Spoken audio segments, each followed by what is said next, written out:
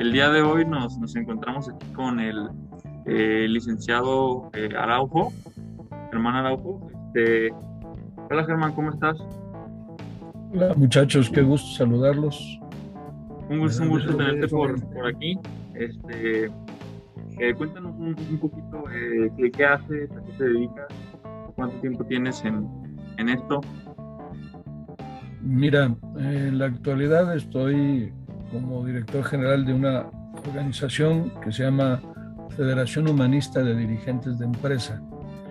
Es una asociación civil cuya finalidad es favorecer el proceso de formación de la conciencia social solidaria del dirigente de empresa a partir de una filosofía o una ética social que emana precisamente pues de todo un conjunto de creencias, de valores, de principios que orienten el comportamiento humano.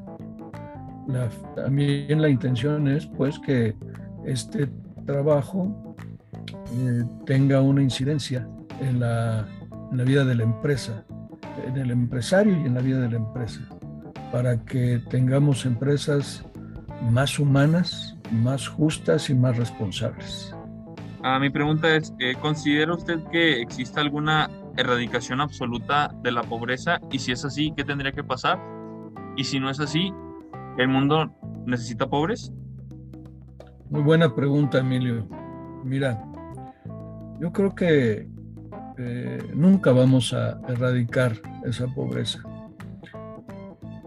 A lo largo de la historia de la humanidad, siempre ha habido pobres, siempre. De ahí que tengamos que ser más conscientes de crear estas condiciones para que la gente pueda salir adelante. Yo no estoy diciendo tampoco que sea un destino fatalmente determinado el que siempre haya pobres. A lo mejor es un llamado a la conciencia para no estar apegados a los bienes materiales. Eh, Necesitamos crear, para ir resolviendo este problema, necesitamos crear entre las condiciones necesarias modelos de desarrollo económico que no dejen a mucha gente a la deriva. Es decir, salir de modelos de desarrollo económico excluyentes. Hoy se habla de una economía excluyente.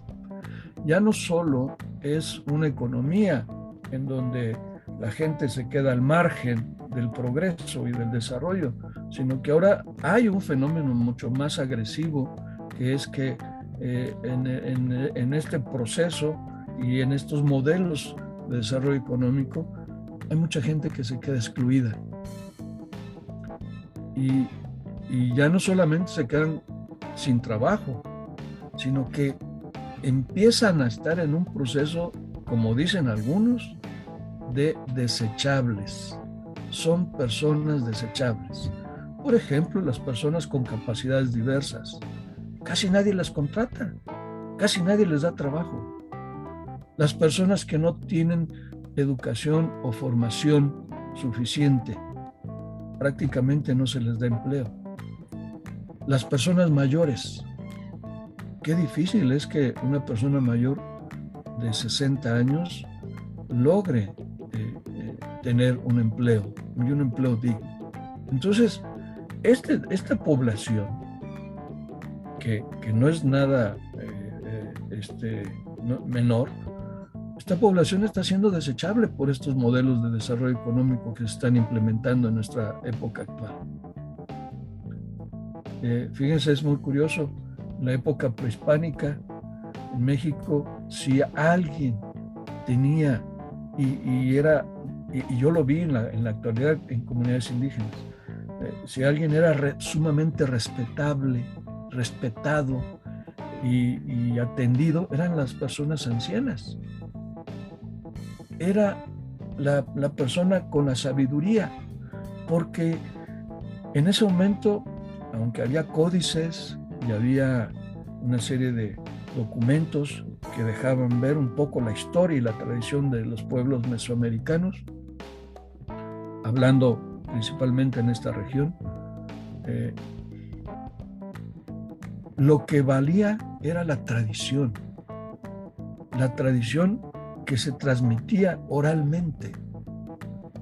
Y entonces se conocía a las personas mayores, y las personas mayores eran las personas respetables. Me tocó verlo esto también allá en Chiapas, en otra comunidad, en donde las indígenas y los indígenas, cuando tratábamos de organizar un programa, un proyecto, decían, déjennos consultarlo. Y lo consultaban con la persona más mayor, valga la redundancia, de la comunidad.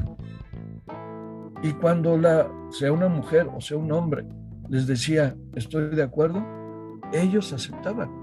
Las generaciones más jóvenes aceptaban el proyecto.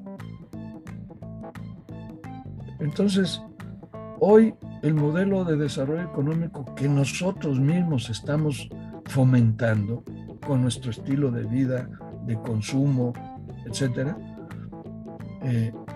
está provocando este proceso de exclusión de mucha gente.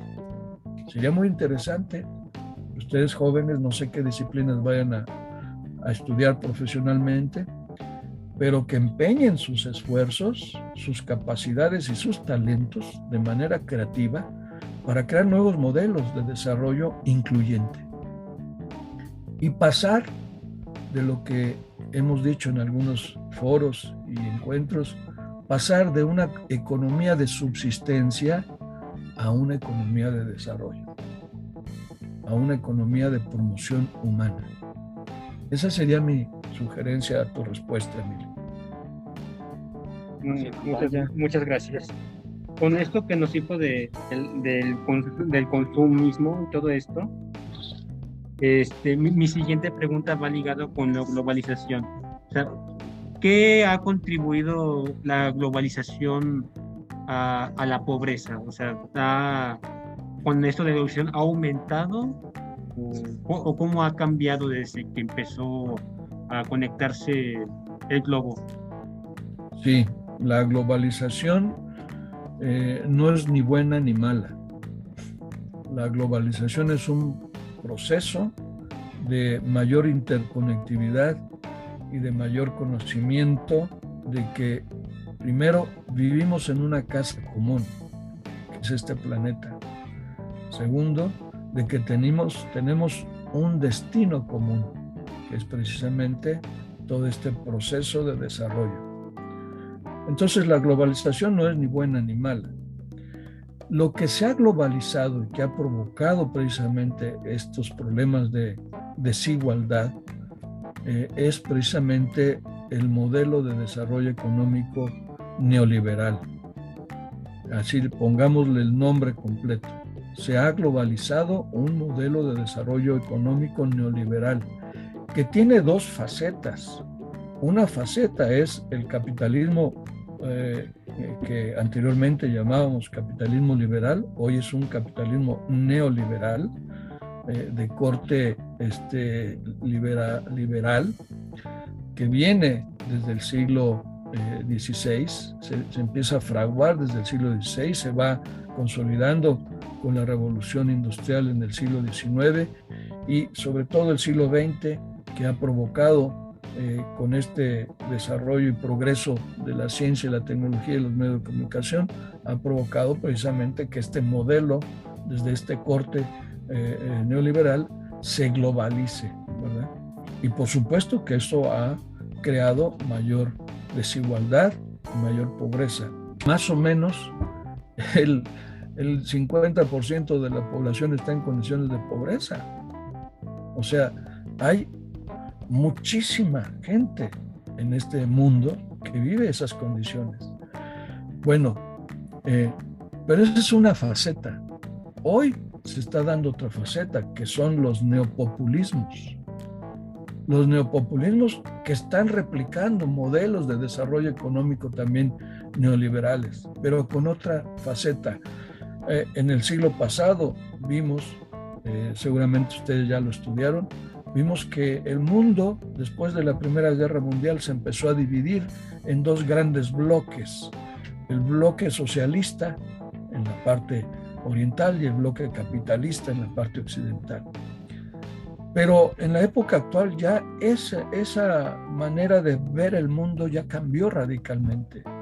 De ahí que la globalización nos ha precisamente descubierto una nueva faceta de la humanidad.